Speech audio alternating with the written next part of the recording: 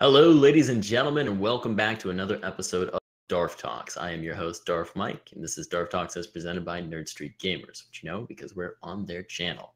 This week, I have the privilege of being able to sit down with one of North American Counter-Strike's newest additions because we've imported him from elsewhere. Everyone say hello to Aran Sonic Groesbeek. How badly did I do? Close, it was close. I didn't roll the R enough. Yeah. I was practicing, folks, but practice only takes you so far. We'll get it next time. Next time, indeed. So how are you doing today? I'm doing good. Yourself, Mike? I'm doing pretty well out in sunny That's Arizona. Yeah. We were just talking about the joys of dry heat versus humidity. But for anyone who doesn't know, Sonic is a player for Bravado, which is a team of South African players who have made the leap across the water to the United States of America to come compete for originally a 6-month period and then a full year, right? Correct, yeah. It's a long-ass leap. Yeah, it is. It's a long-ass leap. Absolutely right. So just a little bit of background. How long have you been playing competitive CS? I've been playing competitive CS, I'd say, for about 4 years, properly. I think so. Because that's when I first joined Energy Esports, which I would have sort of considered my first like professional South African CS team. And then a year after that, I joined with Bravado. I've almost been part of Bravado for over 3 years now. So, yeah. But I've been playing CS for a long time. How long? When did you first start? Like I played a little bit of 1.6, not competitively or anything like that, just for fun. Then I played Source and I played Go. So, okay. So like 8 years, 9 years, something like that. Yeah. But before that as well, I mean, I played Team Fortress and then a bunch of other shit. Yeah, the classics. Yeah. So the other question I like to ask everybody who comes on the show: what's the story with the tag, with the gamer tag? With Sonic, with my name. Is it Sonic with like as in like a Sonic Boom or like a Sonic Wave, or is it Sonic like a blue hedgehog? I'll tell you the funny background story actually. So my first nickname was originally Killboy. That's when I was playing like Half-Life 2 Deathmatch and stuff. And then one day I kind of found this kid playing, and his name was Tails. And we kind of like talked in game and shit, and then we kind of said we kind of want to play with each other. Then we got on TS afterwards, and he had a friend called Shadow. So obviously the missing person to the equation was Sonic, and I took Sonic, and then I eventually started making a name for myself, and I just stuck with it. Just sounded right. That's great. Do you have to go fast? Yeah, always. No slowing down. It's always interesting how people pick up their names. Yeah. Always some story behind it.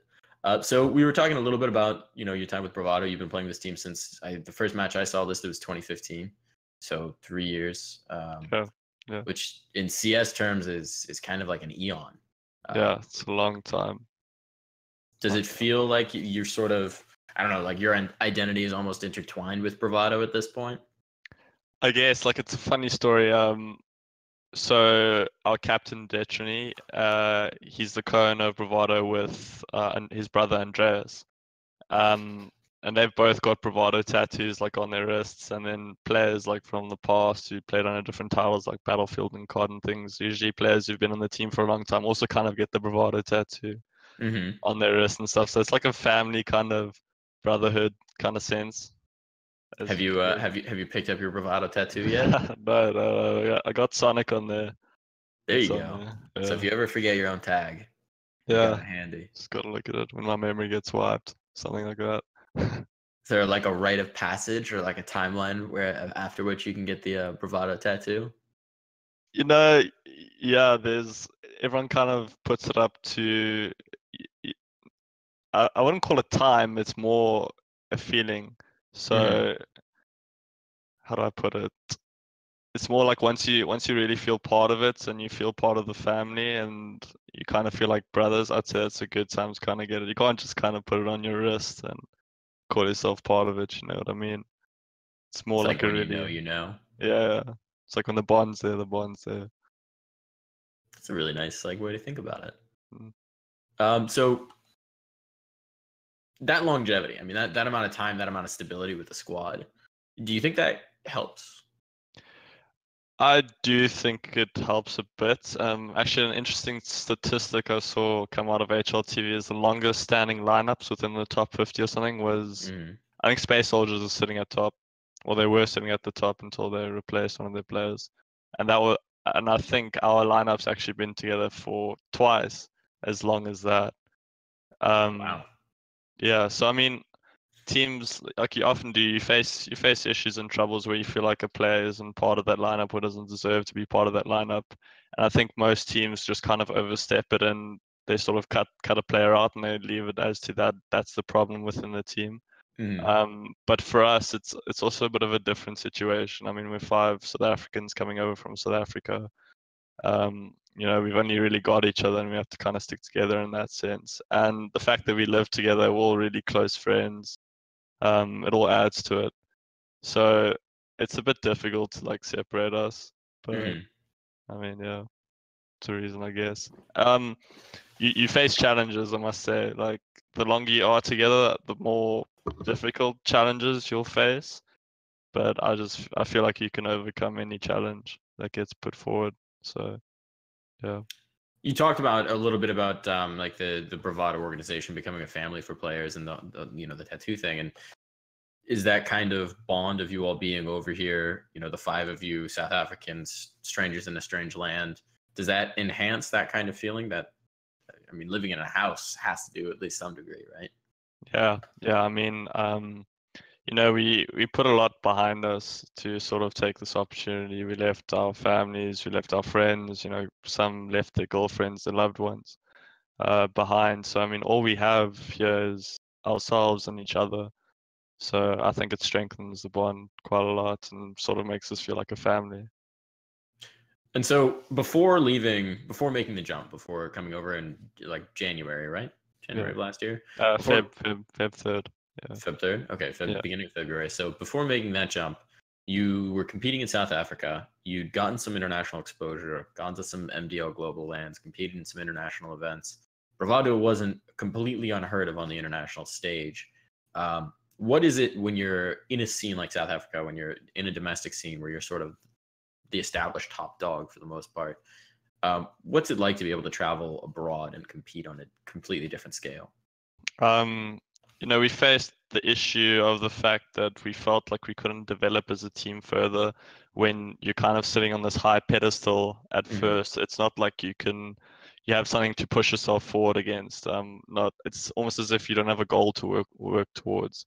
And we're kind of sitting down in isolated South Africa, where we can't play against other teams. We can't practice against any other teams from any other countries. So we're kind of like stuck and isolated.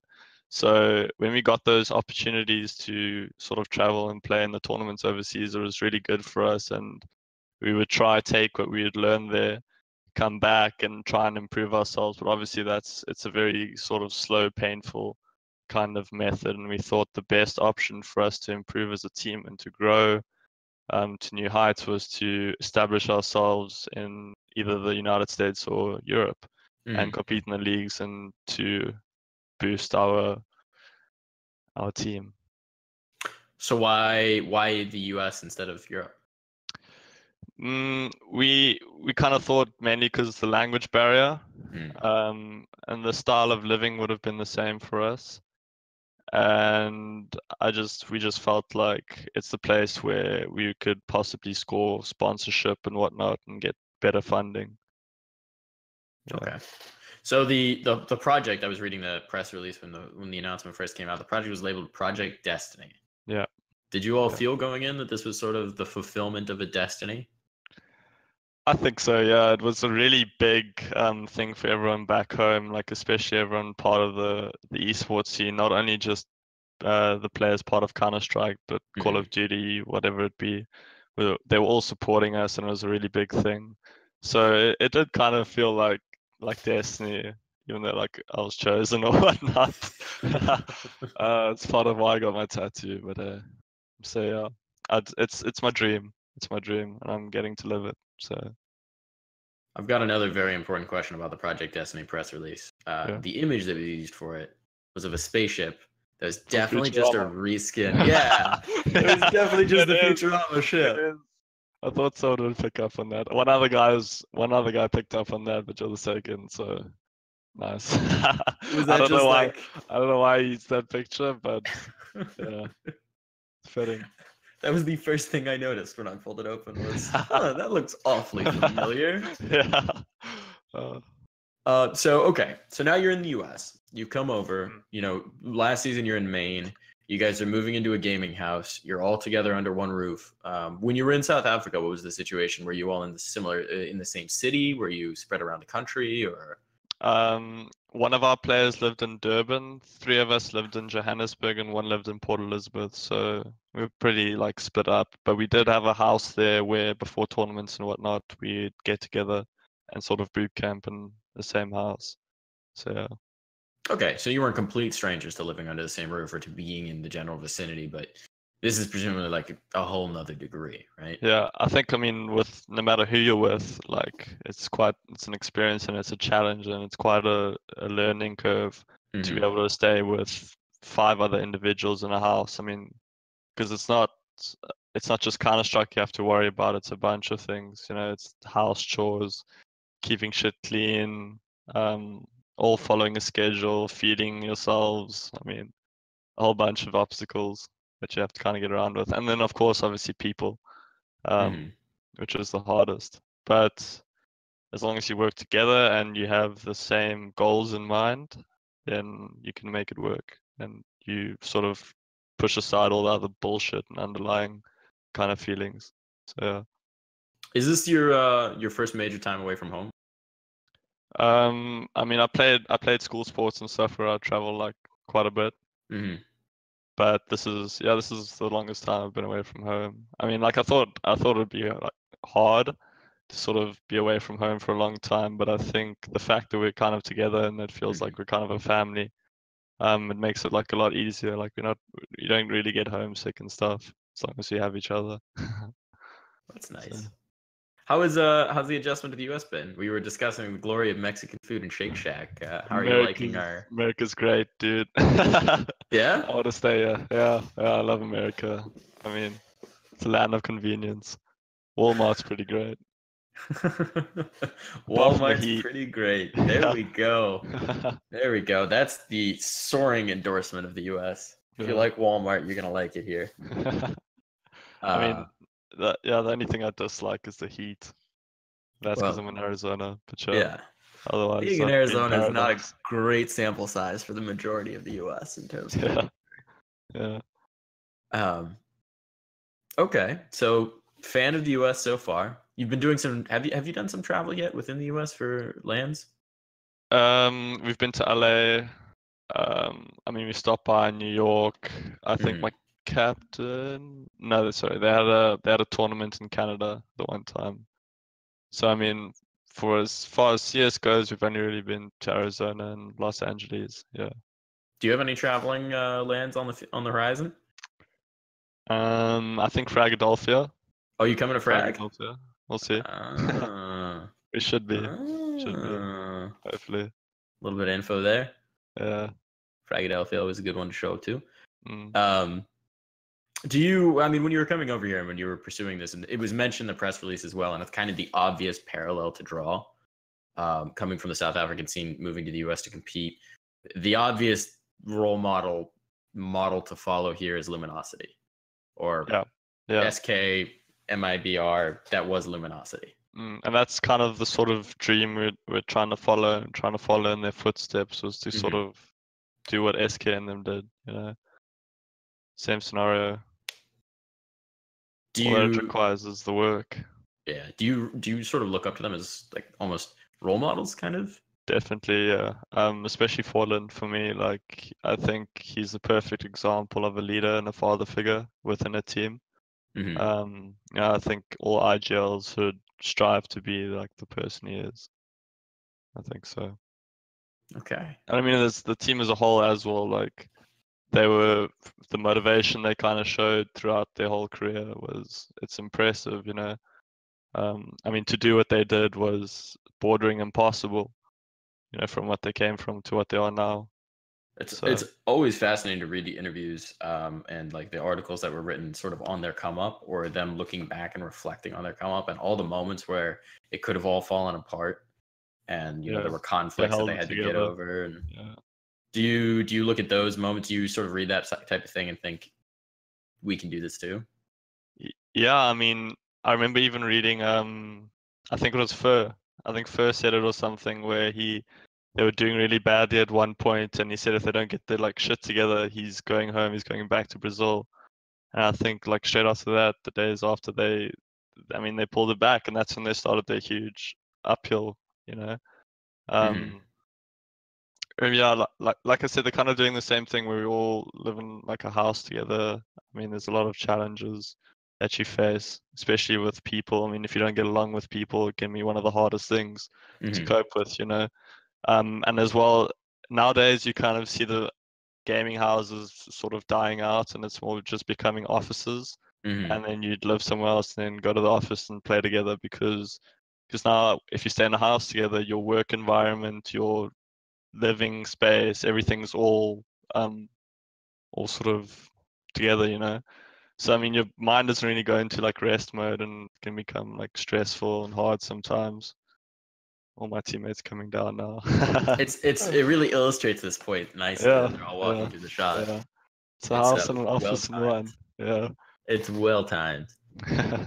So I mean, playing like this, competing like this, last season you guys were competing in ESEA main, right? Like that's just the entry point that you had to go through. Yeah. And it was a dominating entry point. You sort of came in and you blew the doors off.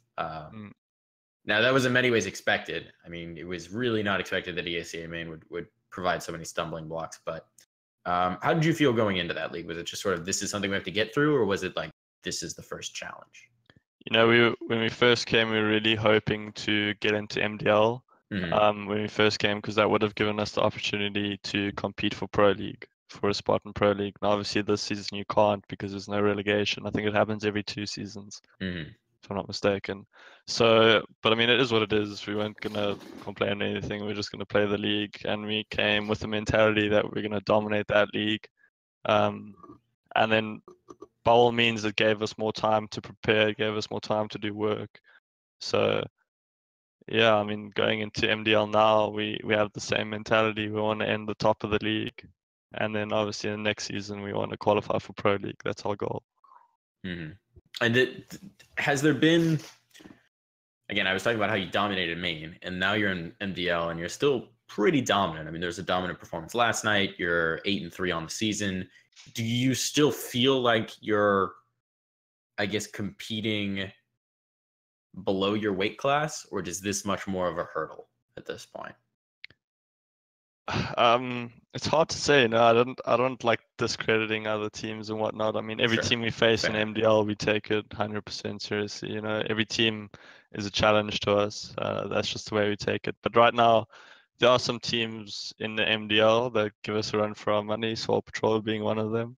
Then one of the main contenders we look at. But otherwise, I feel like we're pretty dominant, like in this MDL season, and we should end these top 3. Okay, you're in competition for top 3 right now, if I'm not mistaken. Yeah. The only undefeated team is Dignitas, right? They still undefeated? They have a blemish yet. I think so. But they also haven't played as many matches, so they are behind in the standings as of now. Yeah. Do you? Coming over as a representative of a full scene, I'm jumping back a little bit. We talked about how not just the CS community, but the Gears community, the COD community, everyone's supporting you as a representative of South African esports. Does that carry extra weight for you personally? I mean, do you sort of feel the weight of those expectations? In a little bit, I kind of try and turn it into motivation instead of pressure. I kind of use it to like fuel my game or whatever. Like I have all these people backing me, kind of have all their energy. Rather than, I try not to see it as a way that I'm trying to prove myself to them, because I kind of see it as a way that I've only got myself to prove things to. So I don't really allow the pressure and things to stack up on me. That's just the way I see it. Yeah. So it's empowering as opposed to. Yeah. Exactly. It's almost like stop me if this is too much for you, but it's like a spirit bomb situation. Yeah. Little There you Dragon Ball go. Z, There you go.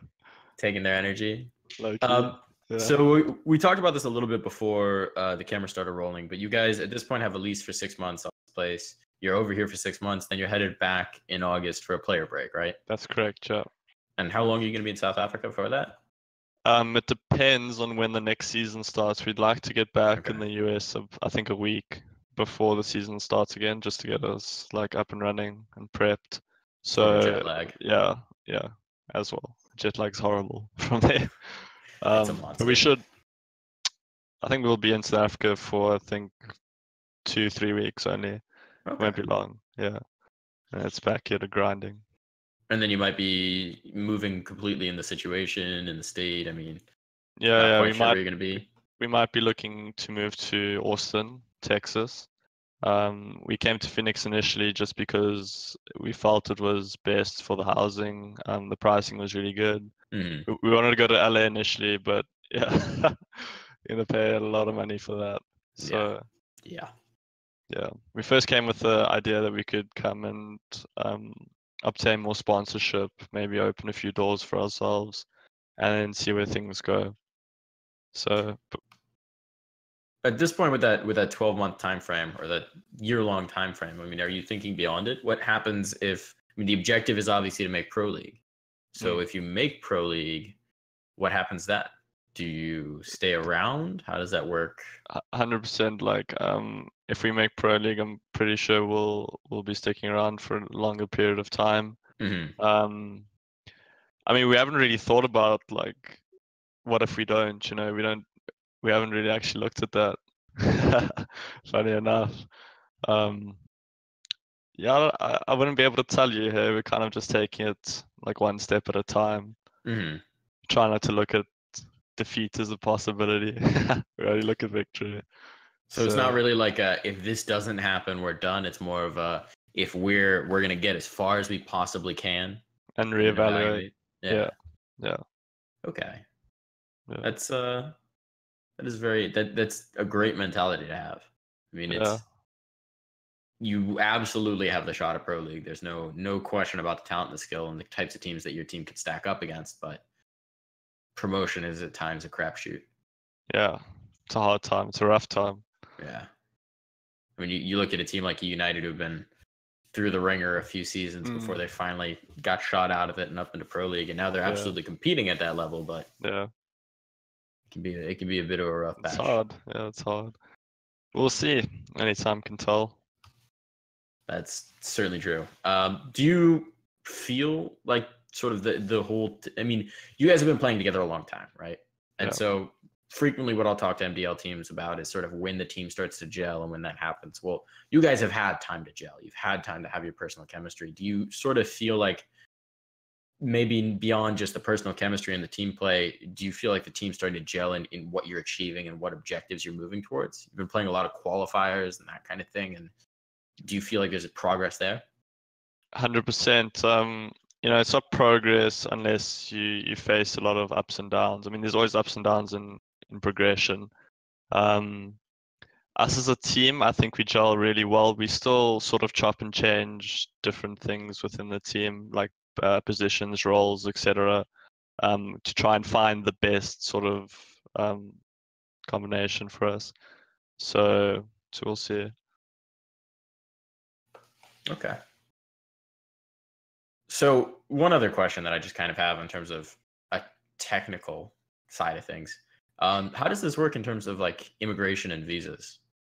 I mean, Right now we're on a visitor's visa, which mhm. allows us to stay here for the 6-month period. That's another reason why we have to go back to B1 visa. And we're in the process of either acquiring our sports visas or we'd hopefully get our work visas. But for that to happen, we'd have to register Bravado as an American company within the States, which we're also working on. Okay. So that's Hopefully sort of the process and the plan. Yeah, that'll help a lot of shit because they usually give us like a lot of shit when we leave and come back in. Mm-hmm.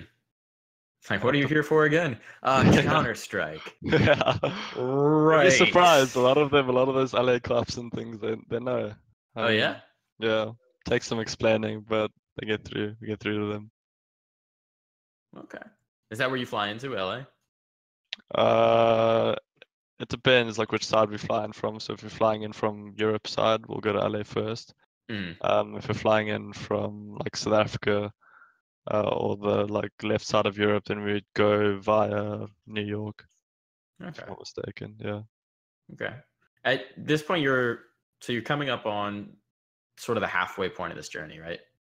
Yeah. You got another month on this period, and then you'll have another 6-month period. Do you feel like the team's where you wanted it to be? In some cases, I'd say we exceeded our expectations, and in other Mhm. cases, we'd fall short. So, but I think it's a good balance. Like, I'm not unhappy where we are right now. I'm happy where we are right now, but I'm not ecstatic, you know. But I don't think that's a bad thing either, because I just also kind of it's something to push us, something to motivate us for the next season. And I think the break would also be really good for us. It allows us to sort of push away from this and kind of find ourselves again, reset mentally, and then come back stronger. Absolutely. Speaking of the break and going back to South Africa, I kind of want to ask you some questions about the South African scene. Yeah. It's something I know nothing about. Yeah. You're the only team I'm aware of in the scene. You know, I know a couple other names who have competed with Bravado at various points. But what's if you're just going to give me a general impression, is the South African scene mostly online, mostly on LAN? How does it function? What does it flow through? There aren't as many LAN tournaments as there are here in the US, but it's got a good balance. So this year, unfortunately, I don't think there's been many LANs. There's actually a LAN happening this weekend, which is the first LAN of the year, which is a bit late, you know, for a LAN. Yeah. But the previous year, there were a lot of LANs. There's ESEA Online League, and then like a lot of local leagues would also kind of host their online leagues. So for the fair part of it, we did play a lot of online versus LAN. But for me, like it's sort of sad for me to see, you know, that, because it looks like the scene's kind of dying out a little, which is just purely based on the fact that there's no investment, maybe no interest from sponsors. Is the LAN scene kind of more like a grassroots, like somebody decides they're going to throw a LAN, they find somebody to put up a little bit of a prize pool and people come in to compete, or are there sort of set established sponsors? It was like that, like I'd say about 3 years ago, but then companies started getting involved. Ex-players started setting up companies specifically to organize events and whatnot. There's Metal State, there's Do Gaming, and Rush, a bunch to name. So yeah, my teammates are distracting me. Do you think that I mean, you're talking about the scene feeling like it's dying down or slowing down a little bit. Do you feel like your play here in the US or your competition on a more international stage can kind of revitalize that or inspire?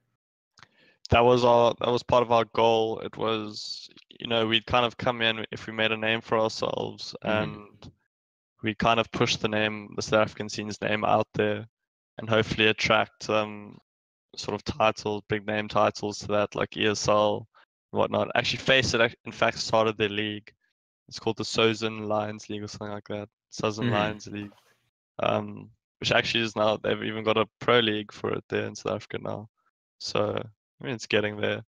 But I'd love to see like a well-established tournament organizer host something there, like ESL or Face It. We'll see. What's the player base like? I mean, obviously you guys are the team competing on the international stage, but sort of how much depth is there to the player pool? Are there names that we should watch out for? Like it's a small scene. Like which is unfortunate. But there's some youngsters who are up and coming. I mean, I think the teams have also taken motivation away from us, and like to see where we've gone to, and that you can actually go overseas and you can play and compete, which kind of sparked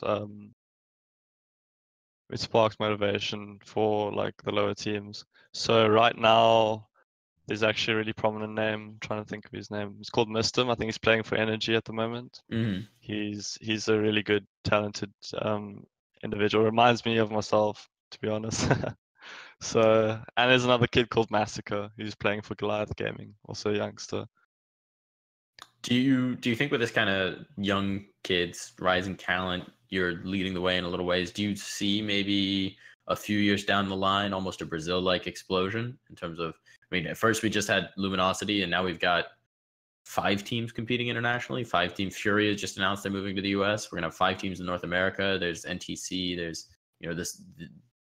The Brazilians have kind of invaded international CS almost. Yeah, Do you see that? it's a bit difficult because South Africa being so far away. I think it's a lot easier for a team to move from Brazil to America because I mean then you can still travel back home and whatnot. But it's a bit of a further leap for us, and I think as I'm not going to say I don't see it happening, but I do think it's unlikely just because the scene is just a lot smaller. It is a lot smaller, so I don't think you'll see as many teams as Brazil has put out. But maybe I'd say you'd see maybe one or two more teams coming out of South Africa to compete internationally in the next 1 or 2 years. Okay. I wouldn't be surprised. What do you think it is that's sort of containing the scene? I mean, you talked about how you want to see more tournament organizers get involved. And it's a bit of a smaller player base, but is there something specific, I don't know, almost like infrastructure wise, that could radically change the scene, do you think? I leave it up to the isolation factor. The fact that if you're in South Africa, the only teams you can play against are South African teams and players. You can't compete against Europeans or Americans. Which I guess it's not fair to say because I mean you have Australia, who can obviously play against Oceanic, but then only themselves. They can't compete against Europeans. But yeah, but even so, that scene is a lot bigger in itself. But the main things holding back the South African scene, I would say it's probably development with infrastructure, money, sponsorships, and maybe just interest from global players like Faceit, ESL, and whatnot. Okay. Yeah. Do you think that, so talking about that in isolation, sometimes you see this with scenes or with teams coming from specific regions where they've sort of been playing within closed circuits and haven't had as much access to the international scale. Do you think there's a particular brew of South African Counter-Strike, particular flavor that's come about because you guys have been a little isolated? Yeah, I think they have their own style. How would you characterize it? It's puggy but disciplined. It's weird. Like I don't think that the main thing that I found for us as a team moving here was our issue with structure and teamwork. That was something that we had to really work on and sort of bring together in order to compete properly against these teams. And I just don't see that in the South African scene on the same level. But I mean, in terms of aim and raw skill, like those players can compete with some of the top players here. I just think they missed those other factors. Yeah. Is it almost something where it's something you hope to bring back to the South African scene and sort of start to instill in the players that are still there, or the younger players, the up and comers?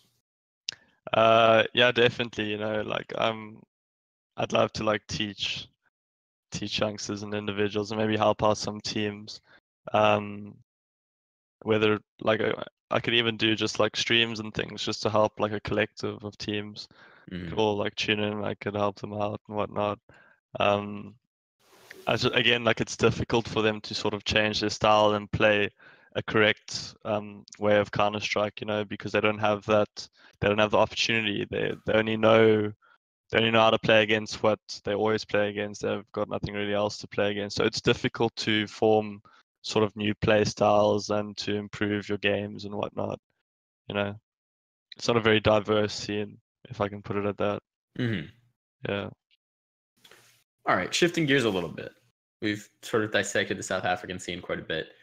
Let's do a little look forward on the horizon. I can't keep you here too much longer because you're playing a game in 15 minutes. Yep. So I won't hold you up past that. I don't want ESEA getting mad at me. So we talked a lot about Pro League and qualifying for Pro League and that being the real objective, winning Mountain Dew League, earning respect in that sense. Are there other benchmarks you hope to hit? Are there other things on the horizon that you're really looking forward to? Certainly, like I'd love to qualify with my team to go to any of the other events, like maybe one of the DreamHacks or Zotac and things. Like that was disappointing for me that we didn't qualify for one of those. But we've certainly we've come close. I mean, we've usually always gotten into the close qualifiers and just fallen short, or maybe lost out to teams we know we shouldn't have lost out to. Stuff like that, which can be demotivating at times. But again, it's also just motivation. Like I want to qualify, Yeah. So yeah, I look forward to, if we don't make Pro League, there's always all the other qualifiers. Pro League isn't the final stop and destination. There's the minor, all the DreamHacks, and maybe Fragadelphia and other lands like Zotac, and Face It. Fragadelphia would be fun. I'm just saying. I'm very good odds that I'll be there in some capacity. Come say hi. So yeah, you could come say hi. I guess the last question is, do you see, and we sort of touched on this a little bit and hinted at it, but do you see Bravado becoming a mainstay of either the North American or the full international scene? I think so. Bravado, like as the organization, as far as that goes, I think the goal is to establish them as the face of Africa in the international scene and to be seen like that. So, and I do feel like it would be based in America, the organization. So I think we're here to stay. Okay. Yeah. So you heard it here first, folks. They're here to stay. And Sonic here is going to be the face of African CS. Whole continent. Yeah. That's actually an interesting question. Do you see any other CS teams coming out of Africa, non-South African? Oh, I mean, they're space soldiers from Turkey, where they're Middle Eastern though. Yeah, they're not. They're not in Africa. Close enough to Africa. They're there. Some people would They're call close. them Africans, to be honest, but sure. There was Limitless. I think we saw them at WSG. They're a mix of Algerian and something, I think. Couldn't remember. They're French. African French. But so I mean, I think we're the only teams who have gone this far out of Africa to establish ourselves overseas and to compete in international leagues consistently. Okay. So trendsetters. Trailblazers. Yeah. There we go. That's the word. Pioneers, but that name's already taken. That name is already taken. You gotta like beat them and claim their name. Take it from them. All right. Well, thank you so much for joining us. Thank you for having me. Yeah, absolutely. We will be following your progress with a watchful gaze, both this season and then, of course, into next season of promotion. Certainly.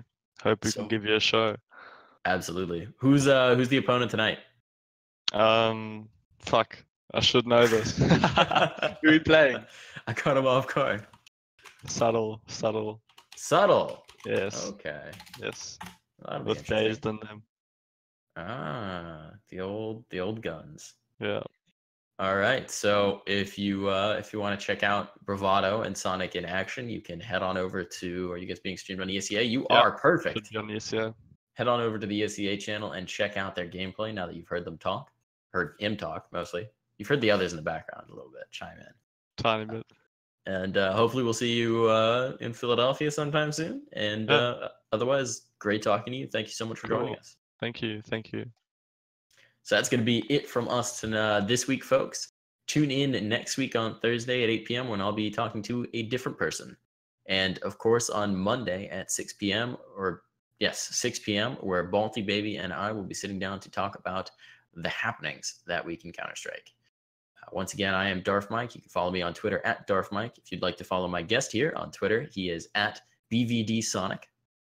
So give him a follow as well. Certainly going to be interesting and catch the career of a player on the rise.